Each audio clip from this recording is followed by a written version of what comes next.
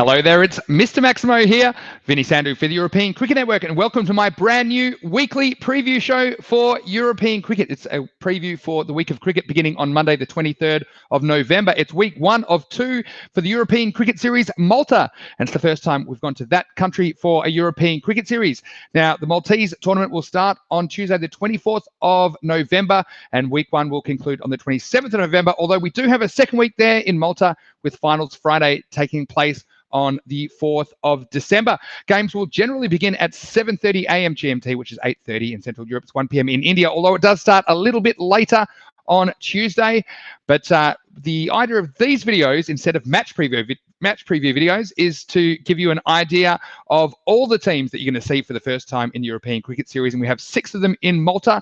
So we're going to do a deep dive on some of these teams because our feedback from all of you around the world, and thanks so much for all the messages that I get all the time, is that you'd like to know a bit more about all the teams. So rather than previewing a specific game, normally the first game of the day, I will be previewing all 6 teams that will be taking the field in Malta this week, and also telling you the players I think you should watch out for and giving an overall rating of those teams. So there's a lot of information in this video. It might be a little bit longer, and you can catch it every week on the European Cricket Network, generally coming out on Monday or just before. Now, if you do want to watch the European Cricket Series, you can, wherever you're watching around the world. If you are in the Indian subcontinent, you can catch it on Fancode. And if you're watching anywhere else, you can catch it on SportsFlick.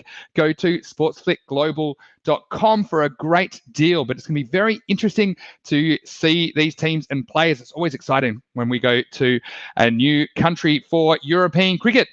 Now, before we get going, just a reminder, why don't you follow us on social media? Because as I always say, there is so much happening in the world of European cricket. We've had so much cricket this year. We've had over 700 matches since the middle of the year, and there's plenty more to go. And we plan to hold over 1,000 more matches over the next 12 months with the support of our partners, such as SportsFlick. So why don't you follow us at European Cricket? You can follow me at Mr. Maximo. You can also download the mobile app in the Apple App Store or the Google Play Store. And don't forget to like and subscribe to our channel. Leave a comment on this video if you enjoy these preview videos. It's because of your feedback that we have tweaked the format a little bit so that you get more information, and you're going to see information about all the teams coming up in Malta. Well, let's have a look at what we can expect from Malta in week 1 of 2. You can see there are 14 matches in this tournament this week, but there'll be 33 matches in total over 9 match days. We have 6 brand new teams to tell you all about today. Now, our website, europeancricket.com, it's a great place to go to get all the extra information about the teams and players in the ECS. There's new articles going up all the time, and I will leave a link to the specific Malta page in the description of this video. So each team has a preview article, thanks to Mark Lovell, who does great work there in the ECN office. So make sure you check that out. And there's also plenty of links to statistical information and stuff about the players that you might find very interesting, particularly if you are participating in some fantasy cricket. It's always useful to have more information about the players and teams in the ECS. Now, today, I will have a bit of help on the video because although I know a little bit about Maltese cricket, I am not an expert as much as the man who will be joining us today. He's been a tournament director of various domestic and international fixtures in Malta, and he's also a national selector for the Maltese national cricket team. He's also playing in this tournament for Overseas CC. So please welcome to the show, Lee Tuck. Hey, Vinny. Hi, Lee. It's great to have you on the show, and you must be very excited that the European Cricket Series is coming to Malta for the first time. Yeah, absolutely. Not just me. I think everybody has been waiting now for the past few months. I mean, the excitement has been building up. Guys are really enthusiastic and just really rearing and ready to go. Yeah, well, it's been a long time coming for you. Of course, it's been a very strange season, I'm sure, in 2020. And I bet you didn't think when everyone was locked down a few months ago that you'd be playing cricket in November and even the start of December in Malta this year. Yeah, but you're absolutely correct. I mean, when March came around, we were looking at a domestic league and thinking, what are we going to do? The nice thing about Malta is that we get to pretty much play cricket 365 days of year because of the weather.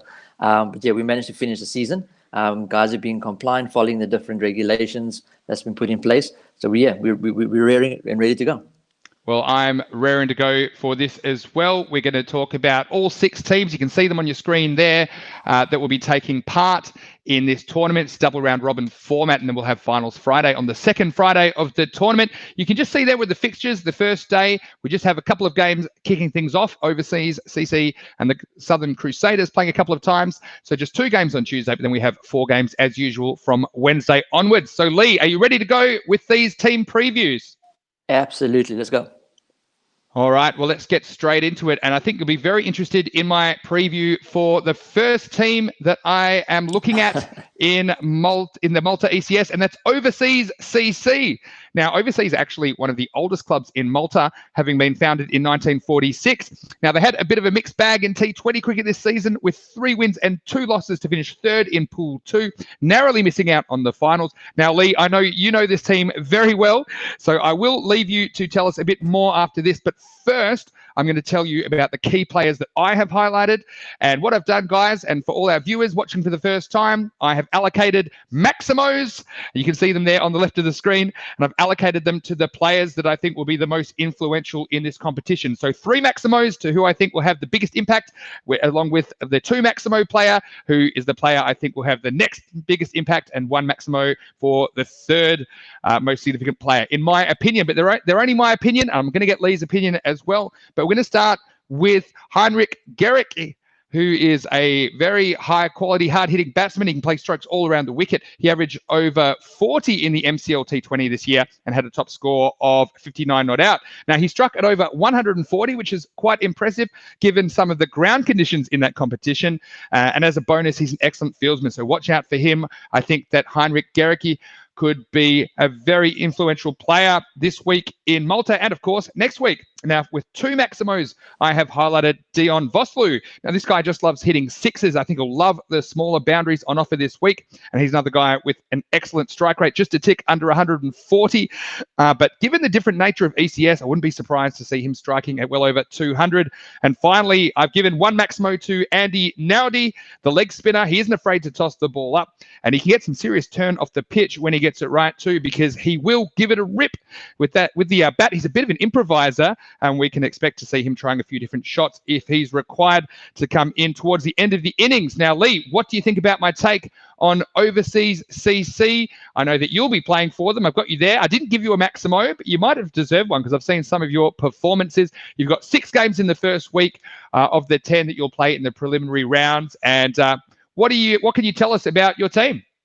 Yeah, well, firstly, I am disappointed I didn't get a star rating, but that's okay. But I think primarily you're pretty much spot on. Heinrich Gericke is a run machine.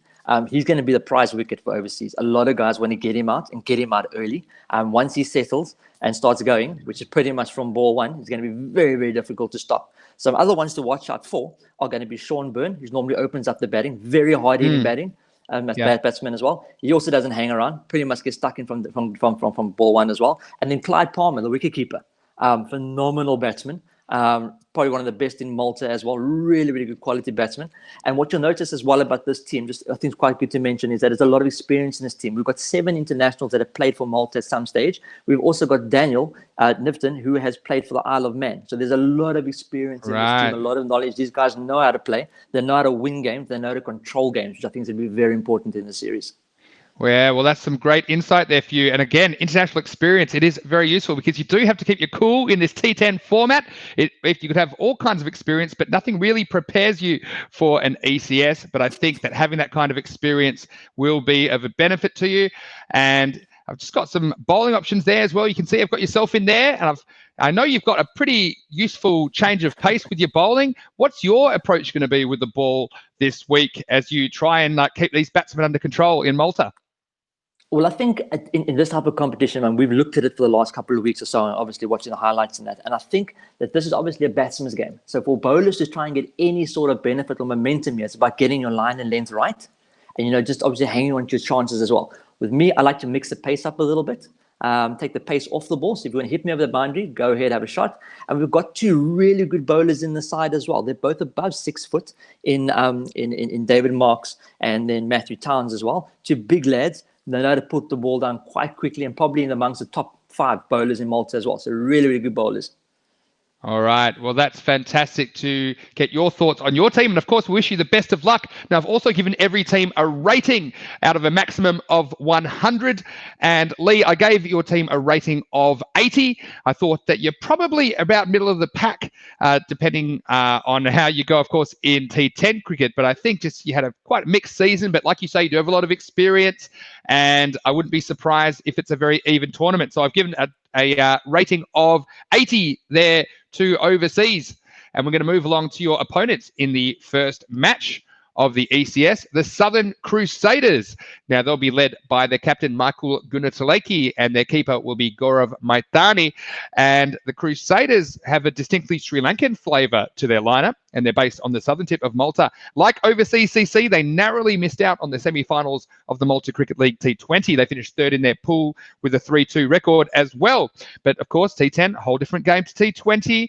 So it'll be very interesting to see how these teams adapt to the shorter format and the unique dynamics of the European Cricket Series. Now, I've given 3 Maximos to Ryan Bastians, and I really like the look of him. He only had a high score of 29 this year, but he scored a run of ball, which isn't easy on grounds that are a lot bigger than what we'll see in the ECS. And I think he'll really enjoy the shorter boundaries on offer. So watch out for him. I've given 2 Maximos to Zishan Yusuf, and he's a very good all-round cricketer. He can open the batting, and he had the highest strike rate of any Crusader in the MCL T20 this year. And his bowling was very tight as well. He gave up only 4.9 runs per over, which is really good going. He doesn't mind throwing in a short ball or 2 either to keep the batsman on his toes. So watch out for him. I've given my final Maximo to Eardley Chandaram, who I think we'll see in the pivotal number 3 position. He likes to bat up in the top order because he likes pace on the ball. He can hit big if he gets his iron, and as a bonus, he's a very good outfielder, a very good pair of hands. And we know how important fielding is in the European Cricket Series. So these are your opponents, Lee, in your first 2 matches of the series. And what do you make of them? Yeah, it's a bit of a mixed bag with this team, okay? There's a lot of experience in the side. They don't have a lot of international players. I think at the moment they've got one in Michael, their captain, who's still representing Malta currently. Zishan is probably one of their best players, correct on that. But the one that we need to really speak about is Mohammed Bilal. He's a 23-year-old left-arm seamer, ridiculously quick. And if I was picking a fantasy league team, I'd probably stick him in. Yeah, well, I mean, it's always a bit risky picking bowlers, but I think that you make a really good point, because if bowlers can get wickets in fantasy cricket, in particular Dream 11 cricket, those wickets are worth 25 points each. So it's almost like if you get 2 wickets, that's like scoring a 50. So you think that Mohammed Bilal, I have heard a lot about his pace being express. So would you say that he's one of the fastest bowlers in the tournament? I would probably say he's the quickest. Right, and he's a left armer as well, which makes him a little bit more awkward as well if he's angling the ball across the right-hander. Yeah, and the nice thing is he actually swings it both way through the air. So his variation is quite good. So he's really going to be a handful if he gets it right.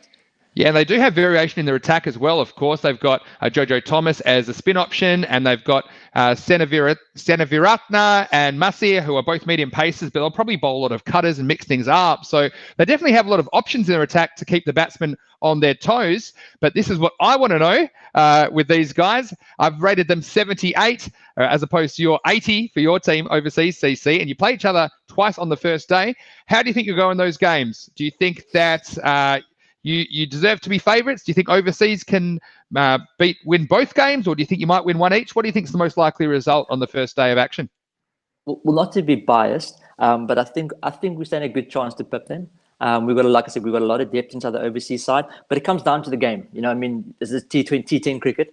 Anything can happen on the day. It's pretty much who hangs on to the catches, who times the ball correctly. There's so many variables that come into play. So for me, it's a mixed bag, but it's going to be a really good game. I'm really looking forward to seeing you guys face off in the first 2 matches on Tuesday. The only 2 matches of Tuesday. You can see the schedule there as well. They also play 6 matches in week 1. So that was the Southern Crusaders. And we're going to move along to the 3rd team now. And this is the Atlas UTC Knights, formerly known as the Night Kings. And this team were the dominant force in short form Maltese cricket over this past summer, going unbeaten in 7 matches to win the Malta Cricket League T20 competition. And I think they've got every right to come into the first ever European Cricket Series Malta as favourites, although they can expect a few different challenges and surprises over the next couple of weeks in their first ever foray into T10 cricket. And I've given 3 Maximos, super highlighting Basil George. and he was one of the standout batsmen in the country this year. He was second across all teams in runs scored with 293 of them, including a high score of 64 and an average nudging 50. Now, he'll be used at the top of the order, and I think he'll really think he's going to be one of the absolute superstars of the week because he just loves to launch the ball into orbit. And he's also pretty handy as a fifth bowling option, but he picked up 4 wickets with his little seamers in the MCL. With 2 Maximos, I've got Samuel Sanish, and he was the next best performer of the Knights with 168 runs, including a top score of 58 not out. He's another one that can clear the boundaries. I think he'll be a very difficult batsman to bowl to. He's listed in the number 3 position here, but it wouldn't surprise me, actually, Lee, if they pushed him up at some stage to open the batting with George, because I think that'd be a very explosive combination. Finally, I've given 1 Maximo to Bose Paul, who led the wicket taking for the Night Kings with 11 victims this season. His economy was under 7.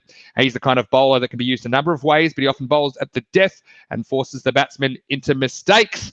And you can see I've got a few notes there as well about the Knights. They were 7-0 in the T20 competition this year. So what do you make of the Knights? I've got them as favourites for the tournament. Do you think that is a tag that they deserve, Lee?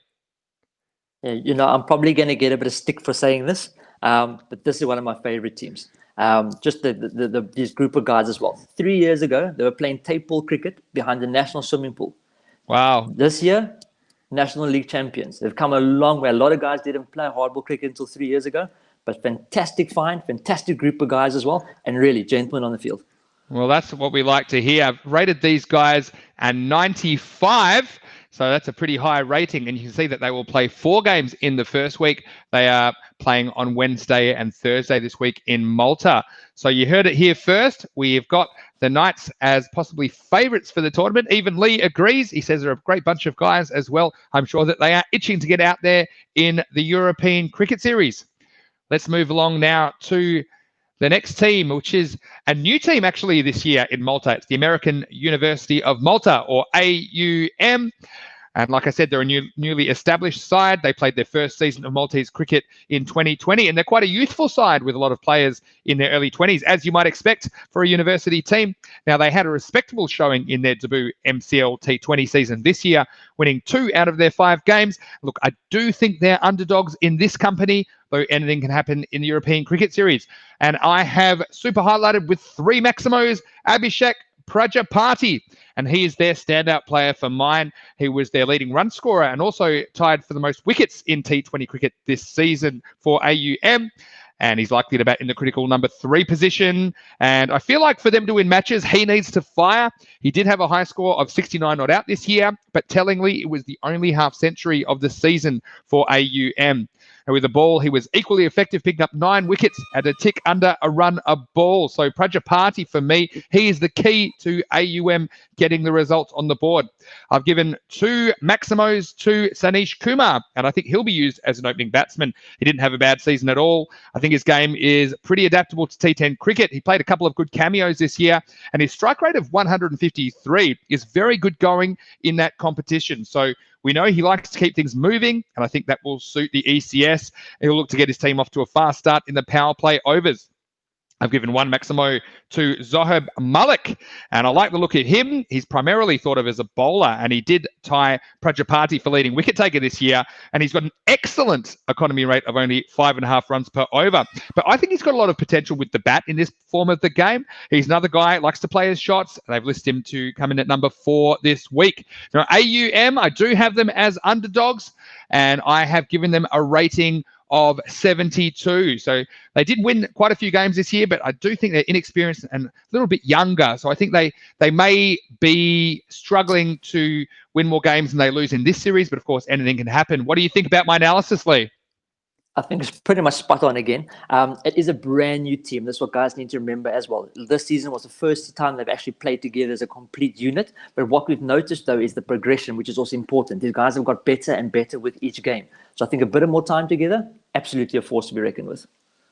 Yeah. Now, look, it turns out that one of their opponents they might have early in the week is coronavirus. Can you give us an update of what's happening with the AUM guys at the moment? Will they have their full side available, do you think? At this stage, it's pretty much 70-30, to be honest with you. Obviously, coronavirus is something that we have to deal with, and we've got provisions in place to obviously counter with this. But having said that, though, we're wishing these guys a speedy recovery as well. At this stage, they've been in quarantine for the period. They're getting tested again today. If everything goes well, they'll be on the field on Tuesday. Well, we certainly hope that they are. We wish them all the best. And it's so great every time I see new clubs popping up, not only in Malta, but all around Europe. It just shows the game is growing. We've had exponential growth of cricket clubs in the last few years. And it's great also that we have vehicles like the European Cricket Series and the European Cricket League, which can showcase what's happening in the game on the continent. So we do wish the AUM guys the best, and we can't wait to see them out there. They'll be playing Wednesday and Thursday this week, 2 games each day. They've got 4 of their 10 preliminary matches this week in Malta. Why don't we move along? We've got 2 more teams to preview, and the next team up is the host club for this year, Marsa, and they're one of the oldest clubs in Malta, and they'll be playing the games at their home ground for the inaugural ECS in Malta. They topped Pool 2 in the MCL T20 with a 4-1 record, but they lost the semi-final to the Super Kings, but bounced back to defeat Msida Warriors 120-115 in the 3rd place playoff. So they finished 3rd this year. They finished runner-up in the same competition last year. So there's a touch of always the bridesmaid, never the bride for Marsa CC, but I'm sure they'd be very keen to get their hands on the first ever ECS trophy up for grabs in Malta. Now for them, I have super highlighted their top 3 batsmen, actually, starting with the opening batsman, Zishan Khan, who I've given 3 Maximos to. He'll open the batting. He was their leading run scorer in the MCL T20 this season, scoring 214 runs at an average of 42.8 and a strike rate of 124. But of course, that was T20 cricket. I'm sure he'll find that T10 is a bit different. You need to get going straight away. So it'll be interesting to see if he can adapt his game to suit the format. I've given 2 Maximos to Niraj Khanna, who has played a lot of cricket at the international A level and also played 2 official T20 internationals for Malta back in March 2019 against Spain. But there were also matches in that series against Estonia, who aren't an official ICC nation as yet, but he had one really good performance against them. He took 3 for 8 after scoring 51 with the bat, and he's confident attacking the bowling, and his off spinners will be a useful change of pace for Marsa. I've given 1 Maximo to Haroon Mughal, the captain, who will captain the side, and he's another one with international experience. He was very destructive with the bat in the MCL, and he was the 2nd highest run scorer behind Zishan for Marsa. But he did have the highest strike rate of any recognised batsman, scoring at 176 runs per 100 balls. And I haven't listed him as a bowler on here, but he's more than useful at this level. He picked up a team-high 11 wickets this season with his medium paces, and he took a wicket every 10 balls. So he sounds like quite a useful player. And these guys, Marsa CC, the hosts, tell us a little bit about them, Lee, and what's their ground like to play at as well?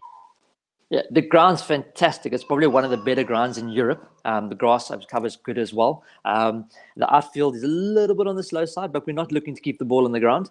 Boundaries predominantly are quite long, but obviously bringing those in for the T10 is going to be massive help to the batsmen. Just 2 players to highlight in this team, though. You mentioned Haroon already, but his brother, Fanyan Mughal, phenomenal bowler as well. Left-arm seamer, right-hand bat, very talented cricket player. And with these 2 in the side, trust me, 2 match winners. So definitely 2 to watch. Right, so watch out for Fanyan as well. I have listed him here as a bowling option and good at the death, and that could be quite difficult to handle if you're getting those fast Yorkers at the death when you're trying to get the score moving along. So again, different look with the left armour. So that's another good bit of inside information, Lee. We appreciate that. Now, I gave these guys a Mr. Maximo's rating of 90 points. Do you think they deserve to be in the 90s? What do you think of Marsa CC?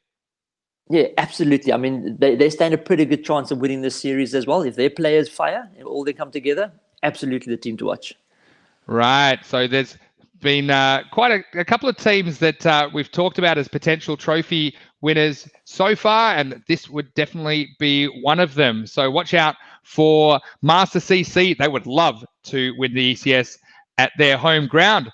That leaves us 1 more team to preview. The 6th and final team are the Msida Warriors, and they were formerly known as the Kerala Tuskers of course, and they had a pretty good season in the MCL T20. They won 4 out of their 5 games in the group stage to finish second in Pool 2.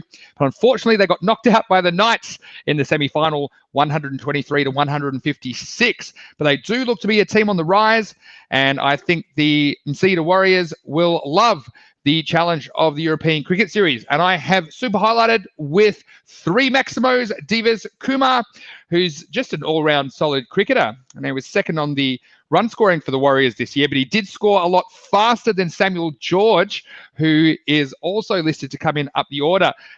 Divas had a strike rate of 176 versus 137 for Sam George. And I think that Kumar's attacking ability will make him the standout player for their team in this series.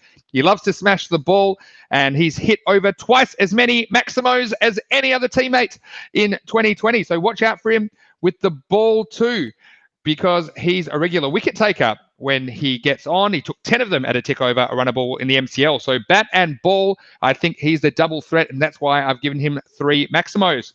I've given 2 Maximos to Justin George, who we might see open the batting. Although I would say the Warriors have quite a lot of batting depth. I noticed that 5 separate players scored 50s this year in the T20s, and actually 8 of their players scored 30 or more at some stage. And I do think that this gives the top order players the license to play their shots, because they know that they've got the players to come in and continue the job if they do happen to lose a wicket or 2. So they've probably got quite a few players who could float up and down the order. So I'm sure if Justin George gets a chance at the top of the order, he will want to take it. Otherwise, they might go with another option. Finally, I've highlighted Salu Thomas with 1 Maximo. Now, he had a very good year with the ball, taking 12 wickets with his spinners, and he will have to negotiate the short boundaries in the ECS, which are a lot more forgiving to batsmen. But I still think that to have a pace-off option like Thomas is really useful for the captain. He's been very economical too this season, going for only 5.5 runs per over across the 7 matches he played in the Malta Cricket League T20. So Msida Warriors, again, they'll be up and about. They played pretty well this year, Lee, in the T20s. And how do you think they'll go in the European Cricket Series? Yeah, I think this team also wears the underdog price, the underdog tag, with a lot of pride as well. And when they get firing, they can really, really be a handful. Another good player to watch out for is their captain, Rahul Nair. Also very, very good all-rounder, hits the ball miles. So yeah, it's a very, very good, interesting team to watch. Another interesting fact as well is that Msida Warriors and Atlas UTC Knights are very close, coming from the same community in India, the Kerala community. So there's a lot of rivalry between the two teams, but a lot of familiarity, a lot of friendships between these two teams as well. So yeah, so when this game happens, probably one of the best games to watch. Yeah, so great when we get those local rivalries, isn't it? And you mentioned both teams coming from the Kerala region, so we love these kind of rivalries where they be rivalries from where some of these teams were kind of hailed from originally, or whether it's where they're playing now. It's great that they've rebranded to the Msida Warriors for this season, because it just shows that they're getting the support of the local community there in Malta. So I think that they'll go pretty well as well. I've given them a Maximo rating of 85. I had them probably just behind a couple of the other teams, but of course they are very dangerous. And of course, when those rivalries kick off, anything can happen. And we've seen, Lee, in T10 that only takes really 1 or 2 standout performers, which can really swing a match. So it'd be really interesting. That's that Msida Warriors. And I'm going to have a look now at all of the teams. Lee, these are all the teams, and with my ratings, and I've listed them 1 to 6. So just in summary, we've talked about the players to watch in the tournament and these ratings. Do you think that these are pretty much spot on, Lee, or would you have them in a different order? Yeah, I agree with you. I think it's pretty much spot on. But like I said before as well, this is T10 cricket. Anything can happen on the day. It's going to come down to just 1 or 2 stand-up performances to take the game away. Absolutely. Well, Lee, thanks so much for your help on the show and for all your insights. Wish you all the luck in the world this week, you and your teammates at Overseas CC and everyone there in Malta. We hope you have a great European Cricket Series experience. Appreciate it. Thank you. Thanks very much to Lee. And just a reminder that you can catch plenty of cricket this week on the European Cricket Network. We have the last day of the Barcelona Bash on Monday, and then we have ECS Malta days 1 to 4 on Tuesday, Wednesday, Thursday, and Friday. You can catch it on Fancode or Sportsflick, wherever you're watching in the world. Just a final reminder to follow us on social media. And if you enjoy this match preview show or this weekly preview show, we hope you tune in again next week. We'll be doing a preview for match 2 in Malta. Of course, we'll see how close my predictions are to the mark. But for now, this is Vinny Sandu, Mr. Maximo for the European Cricket Network saying enjoy the week of cricket. We'll see you next time on ECN.